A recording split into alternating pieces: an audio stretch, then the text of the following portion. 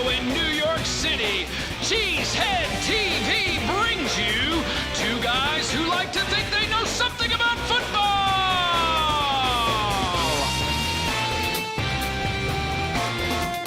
Good afternoon, everyone, and welcome back to Packer Transplants Live. I am Aaron Nagler, and joining me, as always, is Mr. Corey Banky, my partner here at Cheesehead TV.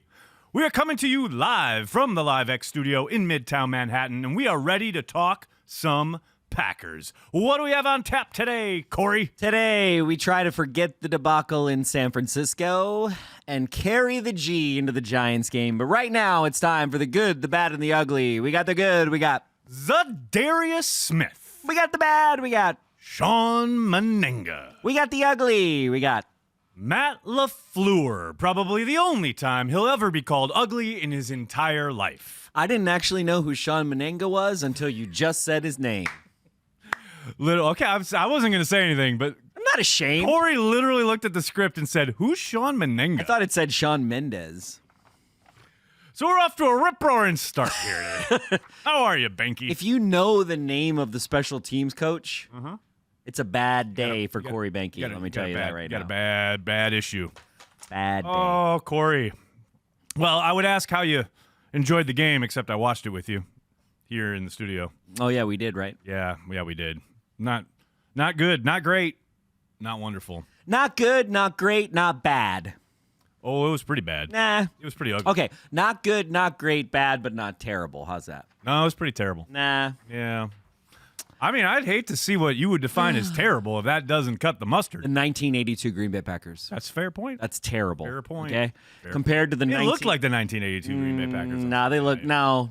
Then you're not remembering the 1982 Oh, I Packers remember. right I remember. No, because Bart Starr years are seared on my brain. one sir. or the 1986. You're right. I mean, Green Bay those teams Packers. were, of course, they were 10 times worse. If I you- agree. if- Obviously. If you saw a picture of Lindy Infante, it would trigger you. Oh yeah. Okay. You are not kidding right now. Okay. You are not kidding. I bet Sean Menenga doesn't trigger you as much as Lindy Infante. Getting there though. He is getting there.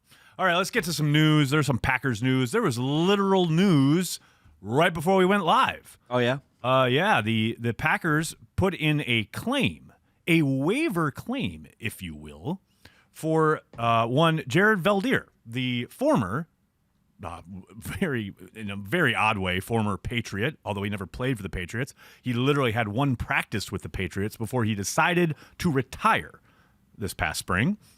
They put him on the reserved retired list. He has been there the entirety of the season, and just this past week informed the Patriots that he would like to unretire. Obviously, Bill Belichick feeling like he doesn't want that, a guy who basically essentially quit on them, didn't want to keep that guy around, so they released him from the reserved. They released them from their list, basically from the Patriots. Okay. They relinquished his rights, and because it's after the trade deadline, he is subject to waivers. And the Packers put in a claim and are awarded him. Now, what I've seen on Twitter a bunch is, they're going to have to cut someone now that they're getting him, and that is not strictly true. He remains on the reserved retired list until the Packers decide to take him off of it. And then they will have to cut someone. Eventually, they'll have to cut someone. You have to think that I'd be surprised actually if that happens this week. But we'll see. Maybe they do it. Maybe they throw him right in the mix. Or he's just like he's a backup option. Well, he is very much a backup option, undoubtedly. But it's interesting to see. Brian Bulaga goes down, and this tackle becomes available, and Gutekunst makes a move. I like it. I'll take it. He's a guy who's played both left and right tackle. Played right tackle for the Broncos, much like Billy Turner did, who probably will end up playing right tackle on Sunday if Bulaga's unable to go. Which is looking likely. Pretty likely. Of course, coach won't rule him out yet. Oh, yeah. All right. And yeah, he played for the Cardinals. He played for the Broncos. He was actually drafted by Reggie McKenzie, former Packers personnel man, back in his days with Oakland. So we'll see how things develop there. Literally just breaking right before we went live. Next bit of news is, as we were just discussing, Brian Bulaga was injured, hurt his knee in the game on Sunday night. Thankfully, avoided serious injury. Now, we've seen Bulaga go down a couple times this year. He's had to miss time. He's come back every time the following week. Like you just alluded to, I'd be surprised if he plays on Sunday. He has an MCL injury Thankfully, the ACL was spared. But I can't imagine him turning around and playing on the slop that will be MetLife on Sunday afternoon, because it is supposed to be pretty nasty out here in New York on Sunday afternoon. Yeah, all the weather's coming our way right now. The country has been... the Midwest is just getting over it, Yep. And now it's headed this way. So it's supposed to snow and or be wintry conditions on Sunday, so we'll see what happens there. And because of Balaga's injury, the Packers have promoted Yosh Neiman to the 53-man roster. I know you're a big fan of everybody on the practice squad, so, you know. Did you just say Yosh Neiman? Holy yeet, Batman. Oh, I mean, I had a bunch of people ask me, like, what did he look like in camp? It's like, you think I was watching Yosh Neiman in camp? Yeah, I do. How come we never talked about Yosh Neiman? Because there was nothing to talk about. He was a camp body. Nobody asked about Yosh Neiman in the chat either. No, sir, not once. Not once. That's weird. So we'll That's see. a great name. Yeah, it is. It most certainly is. So yeah, that's your Packers news, people. Okay. Let's talk some offense, shall we? Okay. I mean, as hard as it was to watch, still got to talk about it. You know what's harder to watch than the Packers? What's that? Everyone on Twitter. Ooh, we'll get there. We're going to get there right now. We'll get there. No, I'm going to go off script. Oh, My grandfather told me to stay on script, but Oh, God. I should have worn my Stay on Target shirt. See, I have failed. my grandfather texted my girlfriend to tell me to stay on script, Oh, God. but I don't want to. How'd that work out? I don't want to. All right. You know, people. All right, good. Let's have it. Let's have it. Wait. Hold on. All right. Let me get ready. I've been in work mode all day. Now it is time. Talk to me, Banky. You have a work mode? Apparently. No. Let me. Okay. Let's talk about. You're right. I mean, football. We should. We should know. No one comes here for the football anyway, Banky. They just come here to listen to us scream. We Come on, watched. give it to me. No. We watched the game. Okay. So did. you know, you're right. I felt the same way you did. I felt that yes, the players were bad, but the plan was just Garbage. yeah, and it really Garbage. did feel like to me. You know, we are back on track. So to me, it felt like the mentor and the master basically owned the mentor. Oh, big time. And you know, the mentor the student, right? LaFleur, he didn't, you know, it was just is a rookie coach, right? Let's not forget this.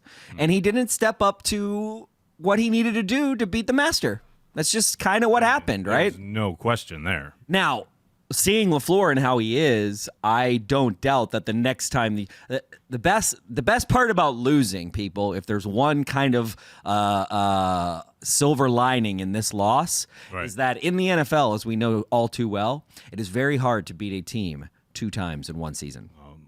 And there is a very good chance we keep winning, which I fully believe we will, against these 5 teams that are pretty much garbage except for the Minnesota Vikings. You know, we win out, we're going to see the 49ers again. There's no doubt in my mind. I mean, here's the thing. The players were bad. There's no doubt about it. The players were bad. But the plan was so much worse. And, hey, to coach's credit, Monday afternoon, he came out and said, we got out schemed. We got schemed up. We got totally out coached, and that's on me. I mean, it was nice to see him take responsibility, have accountability after a real embarrassing evening. I think your point is absolutely correct. I think, you know, his old buddy, the guy who taught him a lot about offensive football, etc., really was ahead of the curve every single moment, the entire game. You know, and it's funny. I was poo-pooing on Sunday. Boy. I was Oh, boy. poo-pooing Matt Hasselbeck and Rex Ryan on the pregame show because Matt Hasselbeck literally said this. Mm-hmm. He was like, "Look, if the 49ers stop the run, Right. they will make the Packers one-dimensional." Mm-hmm. Okay, on its face, that sounds like the dumbest shit you ever heard in your life. Well, it sounds right? pretty obvious, you know. No, it just sounds like, how do you make Aaron Rodgers one-dimensional? Right. Well, the 49ers did a damn good job of that on Sunday. I'll tell you that right now. They did and indeed. Rex Ryan agreed with that. And I was like, you know, at the time, I was like, this is so stupid. And my typical, like, hot take about everybody's My hot take is everyone is dumb who talks shit about the Packers. That's Right. my first take. Yeah.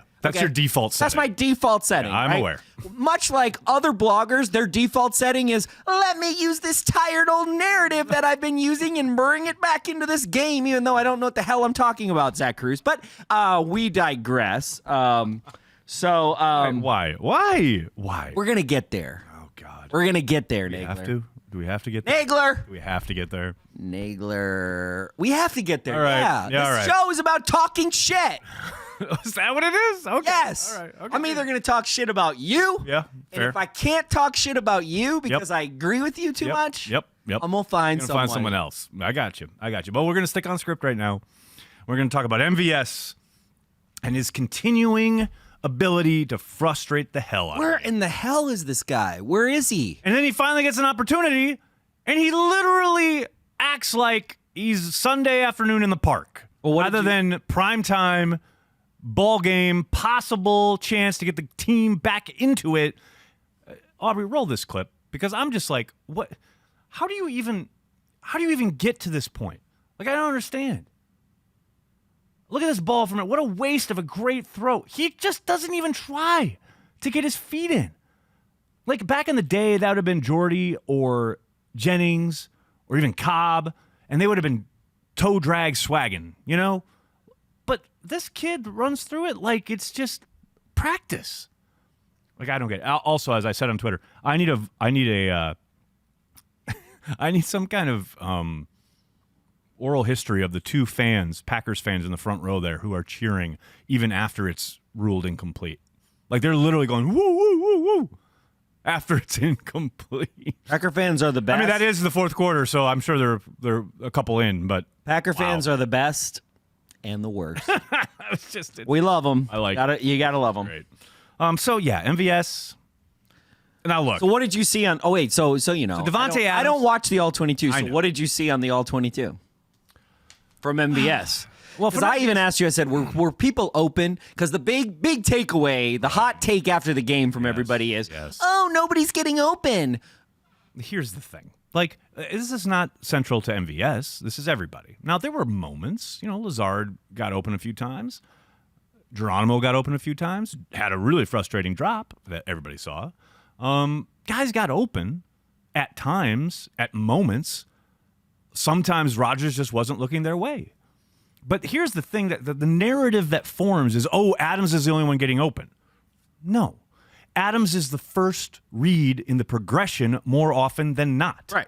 So that when he does get open as a first read, Aaron throws him the ball. And he is featured the most. So that when that read is covered and Aaron looked other places, oftentimes, not every time, but oftentimes on Sunday night, the rush was in his lap. So at that point, he's scrambling for his life. But then that becomes, for whatever reason, oh, no one's getting open. But no, here's the other thing, and this is what I was talking about, how the plan was so just god-awful. Everything they were trying to do in the passing game, not everything, a lot of what they were trying to do in the passing game on Sunday night plays right into the hands of the 49ers defense. This idea that they are going to play that cover 3 match zone, they're going to have that shell. It's 3 high, 4 underneath, and they rush 4. Now, sometimes they'll switch up the responsibilities on the back end, but for the most part, that is the shell. The way to get them out of that shell is to run the ball. And for whatever reason, you know, LaFleur refused to stick with the run. And I've had people push back and say, well, they weren't getting anywhere with the run. That's okay. You stick with it because you know this is the team you're playing. This is the defense you're playing. The runs will start breaking. And when they do, they will have to change their defense. And that's when you try to take advantage through the air. But this idea that no one was getting open, no, they were playing coverage. And Rodgers is one of the most risk-averse quarterbacks you've ever seen. So, yes, were there opportunities if he wanted to laser one in through a tight window through coverage? Yeah, possibly. But we've all watched Aaron Rodgers for long enough to know that's not going to happen. Right. You know, so it's not as simple as, oh, no one was getting open. No, stop. They can't stop. They're on Twitter. They're addicted. I know. Listen, here's the other thing is I guess the biggest takeaway for me, and I think that night is, and as we're watching, especially in the second, third, and fourth quarter, is where was the Aaron Jones game plan? Oh my God! And what happened? In some regards, it's almost was like, what happened to Aaron Jones? Did something happen to him? Did the coach lose confidence? Right. Because it really felt like Jamal Williams was a featured back. It did not feel like it was a 1-2 got more punch opportunities, kind of right? Yeah. I mean, it definitely felt like that live. And then you look back at the numbers, and it's like, yeah, he got 8 targets? Aaron Jones got 1. What? Like, over the last 3 games, and this is since Davante's come back. It's not, you can't paint it any other way.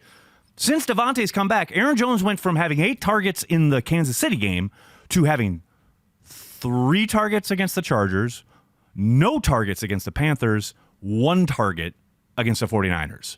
That's not going to cut it. He is your second most explosive / best player on offense after Davante Adams.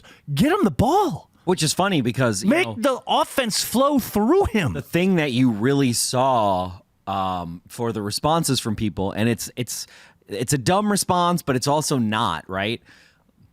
Sunday felt like a Mike McCarthy coach team. It really did. It really did. I said as much on Twitter when I said it. Here was what I expected them to do as far as running the football, making it a smash mouth game, right? Lots of too tight, lots of too back. Lots of Danny Vitale. Run the ball. Run the ball. I thought it was so obvious to me what needed to happen, but they came out like LaFleur hung out with Mike McCarthy throughout the bye week. Like, I just coming out in the 11 personnel and just throwing it all over the yard or trying to. It was mystifying. It was absolutely inexplicable. Aubrey, can you check? It's not pulling Facebook comments, so on the VMix Social. VMix Social is going down. It's pulling YouTube, but I'm trying to get our Facebook comments in there. I feel you. So let's talk about the defense, because we've railed on about the offense. I think it's been covered a lot. I mean, thankfully, has it been, though? Yes. Oh my gosh. Well, because you're not on Twitter a lot, not the way I am. I'm on Twitter. All anyone talks about this week is Aaron Jones, and it was written about in the local paper. And Matt for The Athletic asked about it, and Jason Wilde asked about it again today.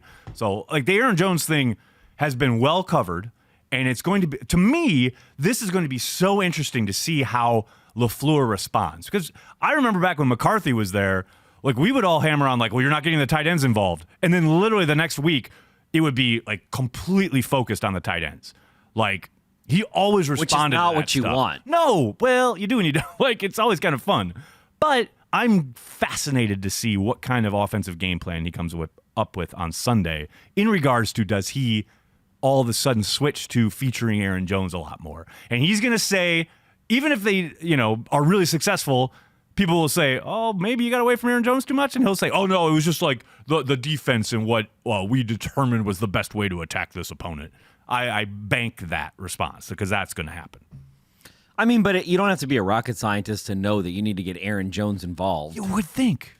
Andy Herman, former writer here at Cheesehead TV, he put it perfectly on Twitter after the game. I think it was actually Monday after the game. He said, it's just kind of unbelievable. It's kind of dumbfounding that through 2 regimes now, whether it's Mike McCarthy or Matt LaFleur, they've got this gold that they just refuse to feature. And LaFleur today made me want to pull what's remaining of my hair out, talking about how, like, we still got to make sure we're balanced with Jamal Williams and Aaron Jones. Look, I understand you wanted to keep Aaron Jones healthy. You've kept him healthy. Now it's time to make a playoff push.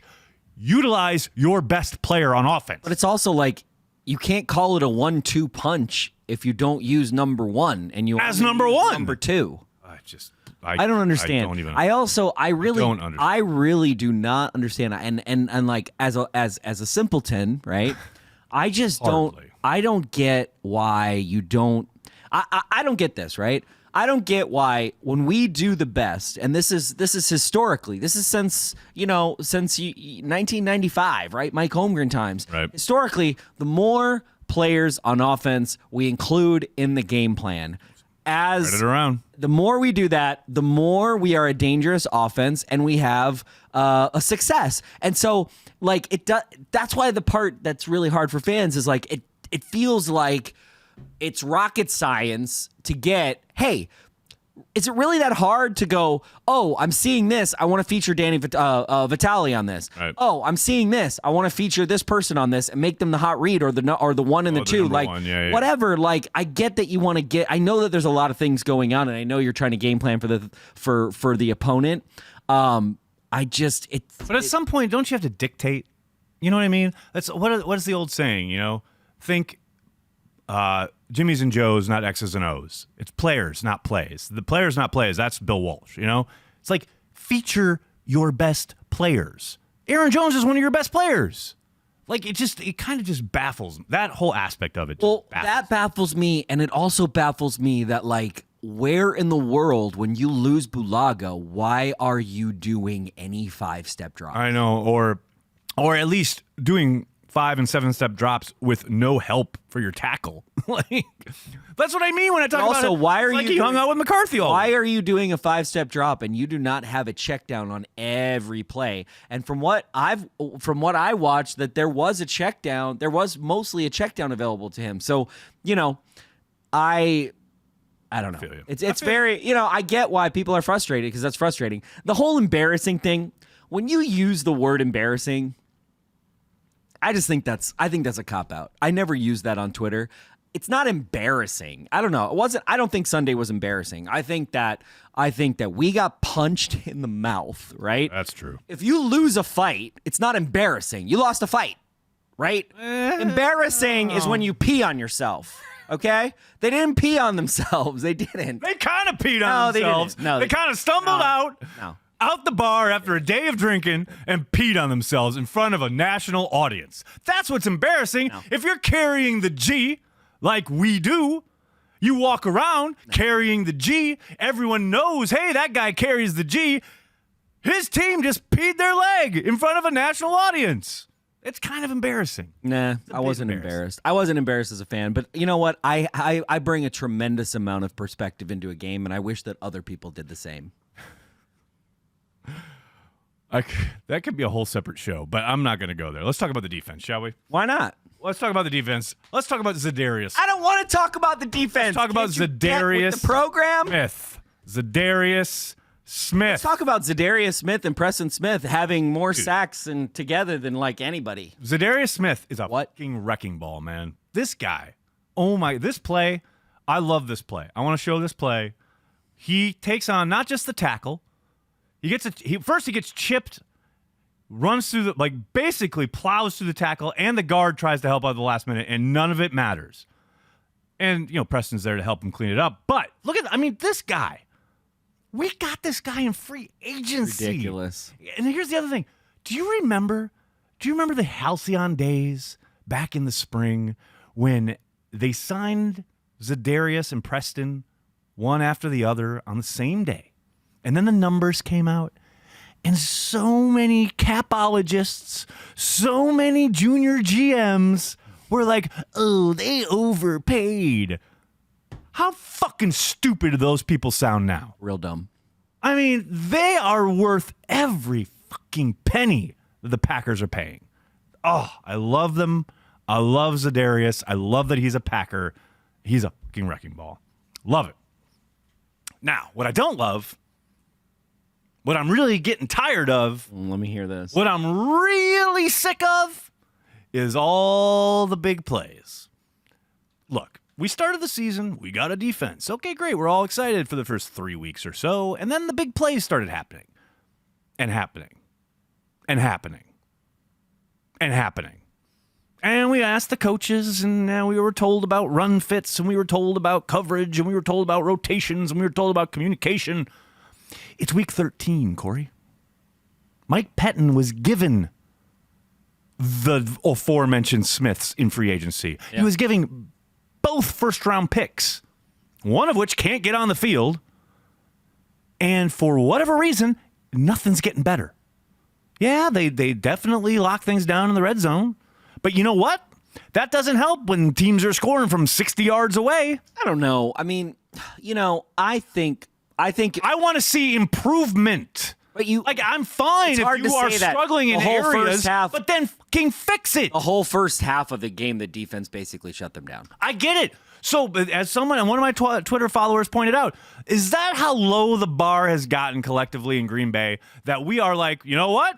We have one good half of defensive football. Yeah. I mean, Yeah, the and I'll Cowboys tell you game, why. the Chargers I'll tell game, you why, though. the 49ers game. This is the thing. It's great we played a good half of This defense. is the thing that every fucking expert doesn't know what the hell they're talking about because they don't emphasize situational football. Okay? If you go up on a guy, if I go up on you by 20 points, guess what? You don't get to play the same game that you wanted to game They for. didn't go up on the Chargers or the 49ers. They just got their ass kicked. Situational football matters. Where you are on down and distance and get in the all score that. matters. Look, so if you shut a team you know what down in else the first matters? half and you don't score anything, you can't say, "Oh, defense, where were you?" No, I get that. Sorry. Yes, you want some support from your Come on, offense. man. No doubt about it. I'm not belittling or dismissing that. I am saying if the same problem exists in week fucking 13 that existed in week 3, you're not doing your job as a coach. I love Mike Pettin. I love Mike Pettin. Anybody who's watched Cheesehead TV over the last 2 years knows I fucking love the man. But Jesus, Holy Mary, and Joseph, does he need to get his head out of his ass on the big plays? And I get that he's got some youth in the secondary. He's got a problem inside because God knows Martinez isn't, all that. I get all that. But the man was handed essentially a blank check and said, what do you need on the defensive side of the ball? Let's try and fix as much as we can this offseason. Okay, here you go. Here's 2 pass rushers. Here's the 12th overall pick. Here's a safety to solve that problem. We got free agency. We got another safety. Dude, come on. I get problems gelling. I get things might be an issue early in the season. It's week 13 and we can't have a quarter in quarters coverage not know he's supposed to backside replace. He's still biting up like he was a month ago. But did he really? I thought Yes! Coach said Kevin King was not responsible for that. Not play. Kevin King. That was on Alexander. Alexander's aggressiveness, which is great. You love it. You love the aggressiveness. But hey, here's an idea. So call more man coverage. Or at least if you're going to play this mixed match bullshit, allow them to get physical up at the line. I guarantee you they are not calling man coverage because he does not trust his secondary. But that's what their forte is. It's man coverage, physical bump and run. No. It's just, I'm so sick of it. I'm so sick of reacting on defense. Try to dictate once in a while. I guess. I really do. I really do think that situational football is real. I Situational football is No, I legit. agree with you. And I can look at all 3 losses, and you can literally look where the defense in all 3 losses was very good for the first part of the game, Right. and situational football got them in situations where they couldn't cover 3 things, right? So the middle was available. I would agree with 2 of those games. I think Philadelphia, they never really had a solution to anything. No, but Phil, That's a different- I would agree with that. That's a different- But the other thing is on the 3 losses, there is no real trend. People are. This is my other problem. It's the big, Okay? it's the big plays. Right, That's the trend. Right, but they're different plays. I get you. I get that. like big play. I mean, I'm not hating on you, but it's here's- like, no, dude, no, no. big plays is a pretty generic. Okay, but it's a generic thing that doesn't happen to the best defenses in the league, right? Doesn't happen to one defense in the league. No, all the 49. What good? No, or the Patriots or the Ravens. I mean, go down the list. The Patriots literally don't play anyone. Who have the Patriots played? They don't care. They don't give up big plays. The Packers played the Lions and gave up big plays. I mean, who they played is immaterial. They're NFL opponents. I mean, if it's an NFL team, you are accountable. Okay. The Packers have given up big plays to everybody, regardless of their record. That's what's so frustrating. Finally, and this, I should have switched these around because I should have led with this at number 2, so we could have gone into the big one there at number 3. But now we'll end the defensive segment with, can we get more Kiki? I mean, this guy needs to play more. It's true. He was really played good well in on camp, Sunday too. night. He was really good in camp. He was like a good in difference camp. maker in camp. He was good in camp, and I watched him on Sunday night. I went and just watched all of his snaps. He played well. Can we get him on the field a little bit more? I mean, I know he seems to have moved ahead of Montrevious Adams finally, but But he needs to get ahead of Tyler Lancaster. Hell, I may even say he needs to get ahead of Dean Lowry. Like, can we get some more Kiki in our life? That's all I want. That's all I ask for. I don't ask for a lot. Banky, you know me. The dude abides. I need some more Kiki. Okay, I can live with that. All right, Aubrey, you ready? I'm ready. You ready, Banky? Sure. All right, roll it. She's not rolling it. She does. She's.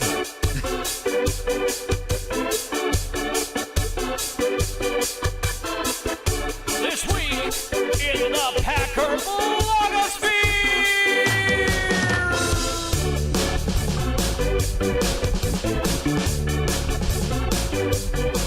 That's right. It's Or in my beard. the Packer blogosphere. The return of that venerable series.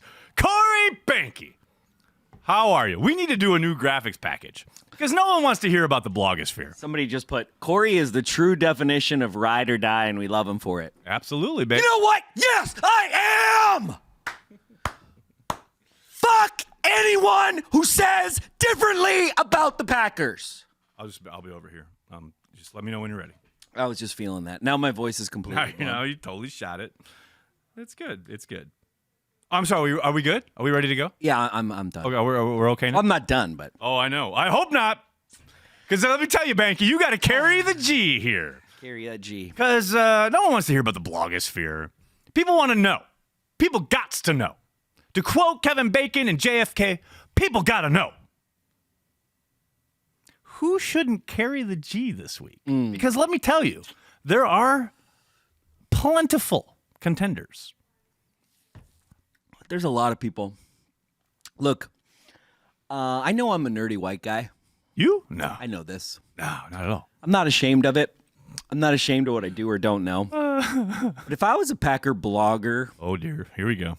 I would be ashamed of myself. Oh, gosh. Here we go. Like, here's the thing, right? I posted this on Twitter, but like, there's two problems that I have with people. Okay, one is, I said this earlier. People have this narrative that they take with them, right? Right. You don't do this. There's a lot of people that don't do this. I think Matt Schneidman doesn't do this. I don't think Rob Demoski does this. Wes doesn't do this. But there's certain people who all of a sudden they kind of tie to their narrative, right? Whatever it's going to be, right? This defense is soft. This thing is that I know where you're going. We don't Just so have you enough. know, there are plenty of people who would accuse me of doing exactly what you're. But I haven't seen you do I it. see you. I feel you.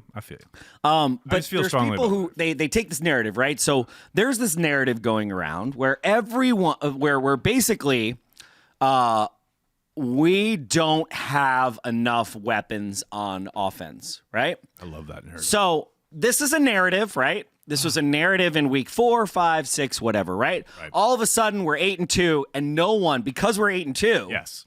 no one can say that that's the narrative because it doesn't make any sense. And they just won a game. Doesn't make They any sense. they We just beat won. Carolina. We just Yeah, beat yeah. Carolina, right? Yeah. Okay. Yeah. So all of a sudden we're 8-3. So you know, we have this tweet, right? So this is going to play into my second narrative. We have this tweet from one Mr. Zach Cruz, who basically you say, if you think a traded for wide receiver would have made a difference for the Packers tonight, step back from the internet. Okay. So Zach Cruz goes, I just don't understand this at all. He dropped back to pass 41 times. Sure, the line got beat a lot, but he was also holding the ball, waiting for someone to get open so many snaps. No one after Devontae can get open. Okay, so I love Zach. I'm not hating on Zach. But You kind of hate it. two narratives here. One, you had a narrative during the season that we didn't have enough weapons.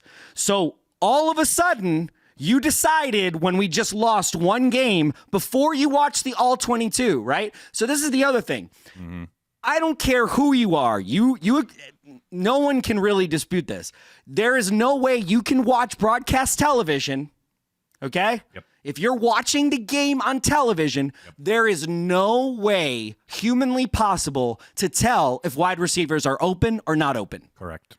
That's impossible. Correct. So if you go on Twitter and you're like, no one can get open but Devontae, you're wrong because you haven't even looked at the tape, okay? Well, and as we talked about before. Number two, sorry. Go. Number two is Everyone's trying to go after Nagler, and it's fucking pissing me off. Okay? It's like, oh, Nagler, I disagree with you. And you know why? Because I want to be at the top. You're at the top, and I want to be you, Nagler. And so this is a thing, right? It's like, oh, if I disagree with Nagler, I'll get some play and I'll get some traction because I don't have it going on, so I need that. It's like trying to take the guy out at the top is a classic thing. Right. And you know what? You know what else is a classic thing in the Buddy movie? His crazy buddy comes in. His crazy sidekick. That's me, motherfucker. Yeah. Oh my God. That's amazing. All right, well, I don't agree with any of that last part, but I will say, to your point about Davante being the only one who can get open, as we talked about earlier, in case someone's tuning in late, Davante is the first read, so he gets the ball a lot. And then when Davante is covered, and especially in that game, the pass rush is in Rodgers' lap, so he's running for his life. So this idea that no one was getting open, especially after, a game where they couldn't protect, the starting right tackle went out after 11 plays, for you to sit there and say that no one else is getting open. And I had so many other people chime in and goes, oh yeah, like no one's getting open. It's like, can we just wait and watch the film? Like, and everybody knows this. That's the other, because it's back to your point, people are they're just so thirsty. They're holding their on narrative to their narratives. Right. So they can keep saying they're right. Oh, look, I was right. It's like, come on, guys. They scored 30-plus points for a month without Davante Adams, but you're telling me they don't have the weapons necessary? All of a sudden, that changed. Yeah, all of a sudden, that's a different. The other thing is, I guarantee you, not to bring up my favorite troll, I guarantee you, okay? Oh, boy. If Jake Kumaro never catches another pass in the NFL, you know who's going to come out with that Jeff Janis is better than Kumaro narrative. Because he's just holding on to it for dear life. Hey, by the way, for posterity, for the record, it is way past time for Jake Kumaro to take Geronimo Allison's snap. Can he please? That's all I'm saying. That's all I'm saying. When are we going to get more Kumaro? When are we going to get more Vitale? Dude, Vitale played 9 snaps. Dude. The hell? He is a weapon. Use him. This shouldn't be this difficult. All right, now I want to move on here for a second. I just want to say something.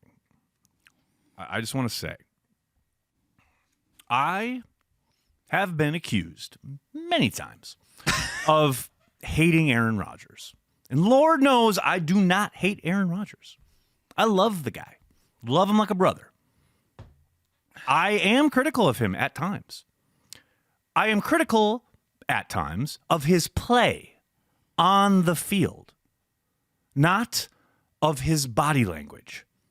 Because holy shit, did there seem to be some kind of cottage industry sprouting up after that game Sunday night about Aaron Rodgers' demeanor, his body language. And then, after I kind of was ready to dismiss it, one Mr. Bob McGinn. Oh, God, Nagler. Why you got to trigger me? Mr. Bob McGinn took to his post with his grading the Packers. No, what's the title of this? Grading the Packers. That would suggest looking at the tape and grading the performance. That is not what this was from Mr. McGinn. This is possibly, and I haven't read everything on the internet, but this is quite possibly the most okay boomer writing I have ever encountered. It is okay boomer Bob McGinn? I did. Oh, this is the most okay boomer shit I have ever read about the Green Bay Packers. Corey, you can take a break. You can hang out. You do whatever you need. Because I am going to read the entirety of what Bob wrote about Aaron Rodgers. Because it is so absurd, it is theater. Are you ready? Here we go. It was stunning to see Aaron Rodgers rendered null and void by this defense, which was minus D Ford and Quan Alexander. It was more stunning to see the bloodless manner in which he accepted one-sided defeat. Rodgers completed 20 of 33 passes for 104 yards, a 3.2 average that marked the lowest of any of his 169 starts.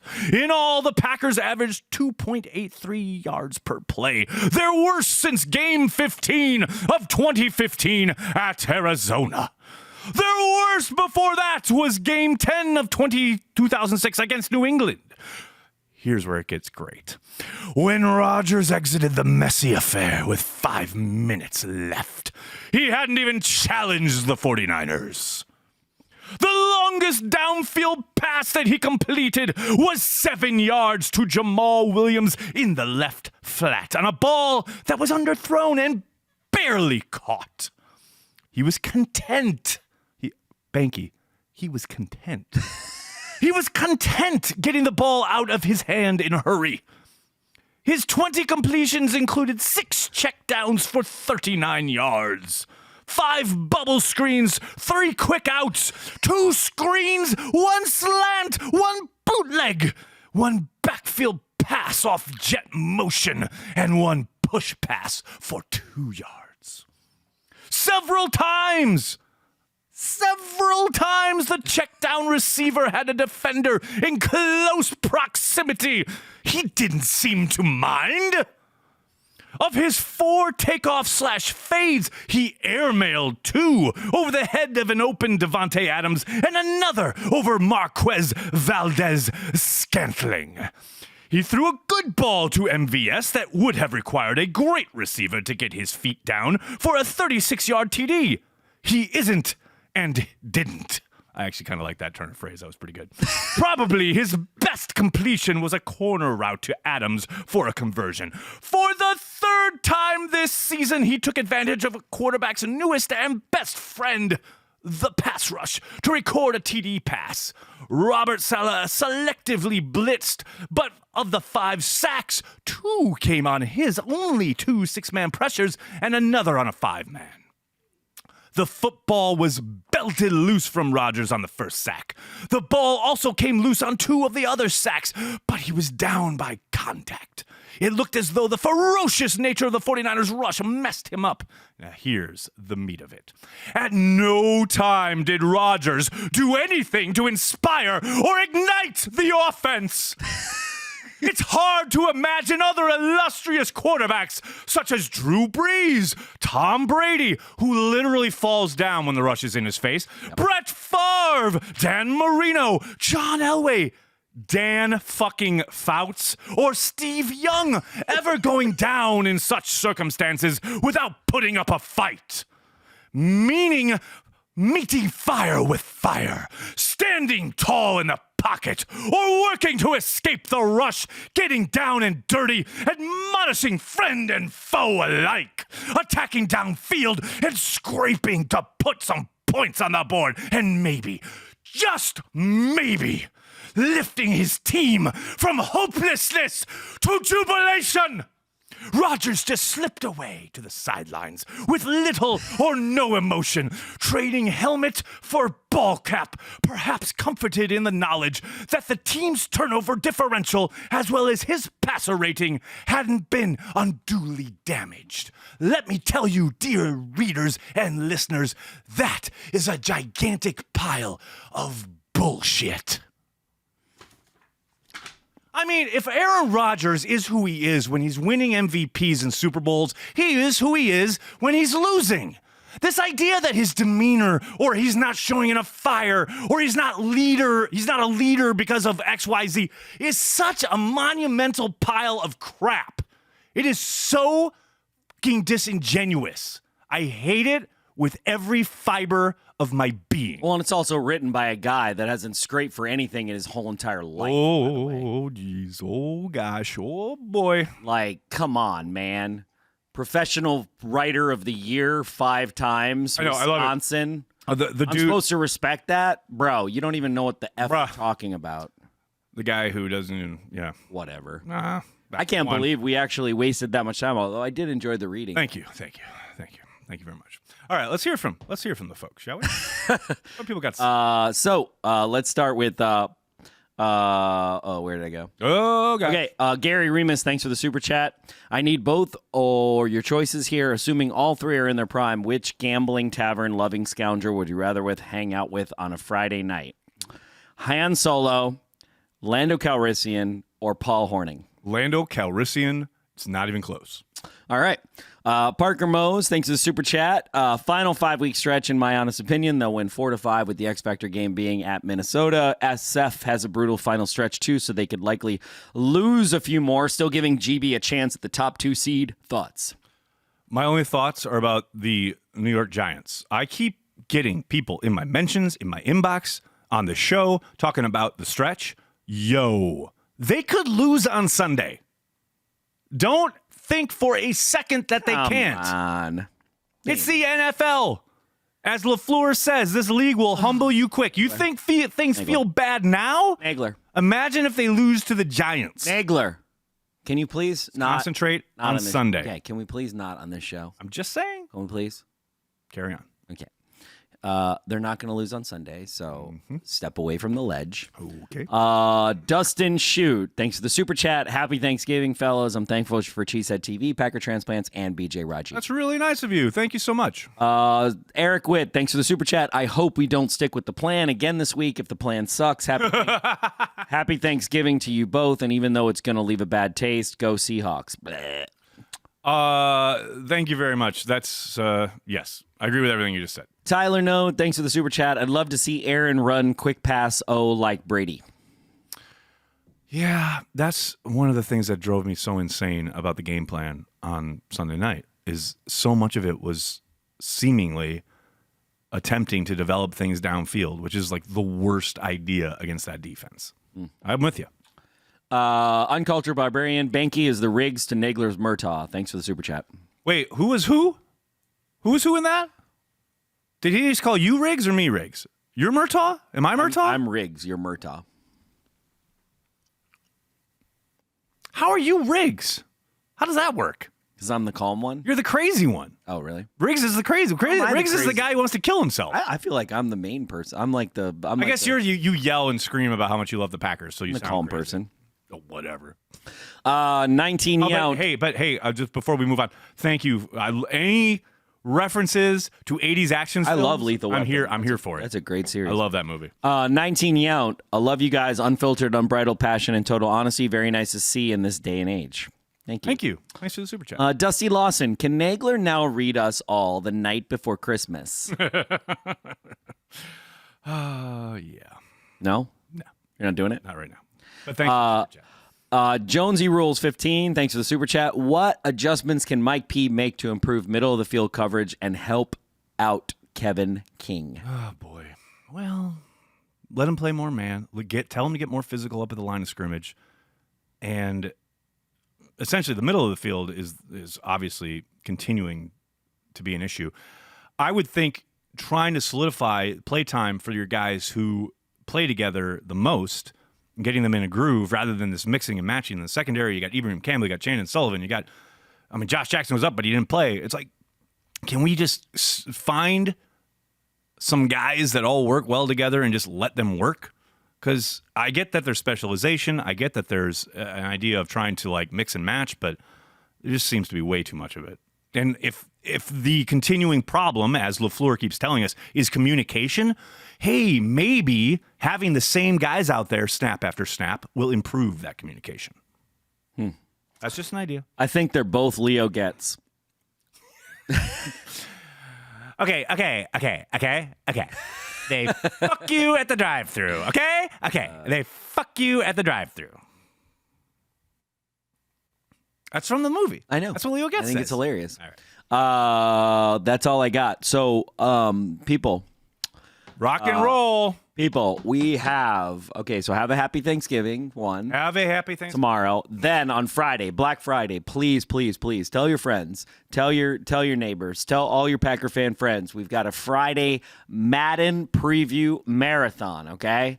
Madden preview marathon. We're going to play the Giants, then we're going to play all the teams, and then we're going to do a little playoff scenario. I'm going to be the commissioner of the Madden Preview League, and I'm going to decide who won, who didn't win, and then I'm basically going to be like, okay, we're going to play this team in the playoffs, then Nagler's going to play that team, then we're going to win, and then we're going to play another team in the playoffs, then we're going to win, then we're going to play another team in the playoffs pressure. maybe, then we're going to win, and then we're going to play the Super Bowl against probably the Patriots, and then we're going to win, but maybe the Kansas City Chiefs. Or the Ravens. It depends on the commissioner. That's me. Right? I get to decide. Right. But we're talking about a 6 to 8 hour stream, people. Okay?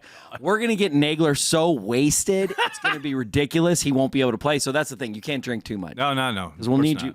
You can't start drinking until the playoffs. Oh, well, okay. I'll run the ball a lot to make sure the clock goes. So basically, be there on Friday. We don't know how long it's going to go. We'll start early, though. We got to start early if we're going to do it. We're going to start at noon, I think. No, probably 11. Noon. 11. Noon. 11. Noon. 11. Noon. 11. Noon. I got people to pick up at night, Banky. Noon. 11. Okay. We're going to start at noon. So remember, I'm the commissioner. So here's how this works. Maybe 11. It depends. Al's got to get the studio ready, and it's going to take him a hot second. I feel you. So then you're going to join us on Sunday. Watch party. Whoa. There's something before that. What happened? Saturday night, we are going to be at Kettle of Fish. Oh, no. Banky is very, very reluctant, but we're going to be at Kettle of Fish. It's going to be a lot of fun. 7 o'clock. Be there. We're going to talk Packers and drink some beers. Oh, yeah. Kettle of Fish here in Manhattan. And then, so Friday, Madden preview. Saturday, Kettle of Fish. And, it's going to be crazy. Then Sunday, watch party, Giants. Be there or be square. I know Grossi is here, so, he'll be streaming. What's up, Grossi? He'll be streaming for hours and hours and hours. You'll check him out. He'll do some raids. It'll be fun. It'll be like Packer fans everywhere on YouTube, which is great. But yes, we're going to beat the Giants. Don't listen to Nagler. Don't let him get you down because it's Thanksgiving and it's so annoying. We're going to beat the Giants. I have no doubt. And if we don't beat the Giants, then I'm going to kill myself. Oh, God, don't say that. Jesus. Mike Witt with the super chat. Will Nags do his McGinn voice on Friday? Yes. I'll do whatever you want. Yes. Whatever you want. Basically, he's like a monkey. If you just give us super chats, he'll do anything. Nagler dances. Is that it? Are we done? Oh, hey, I do want to say we got a bunch of new Patreons this morning. Thank you guys so much. It really means a lot. Look, we're in this great studio, wonderful microphones, computers, technology, whatever. None of that just happens by happenstance. If you're a Patreon, thank you so much. If you'd like to support what we do at Cheesehead TV, please consider giving us $5 a month on Patreon, patreon.com/cheeseheadtv. It really means a lot, and it really helps us kind of grow and continue to move forward. We got some really exciting stuff coming down the pike during this kind of hopefully push to the playoffs. I can't thank you guys enough. Thank you so much. And also, we need more Patreons because I tend to piss off the other Patreons and then they leave. We literally so do. we have to keep one of the churning features through the on Patreon is you get exit interviews and people keep saying, God, Banky's so annoying. So please, we need to especially when I call out Patreons on Twitter that I don't know. That's really smart. Really when it's smart. Well, that'll do it for this week's installment of Packer Transplants. We'd like to thank everyone who stopped by to chat some Packers with us. That's why Corey and I are here. We are, and will always be, devoted to Green Bay Packers fans worldwide. Hey, Winston, I'm sorry, where is the Winston that has given us illumination and information at past press conferences? Did we do something that you're down on us again? But this was last week, it didn't go very well, and we want to talk about your guys, and I'm not quite sure what you want from us to make that happen.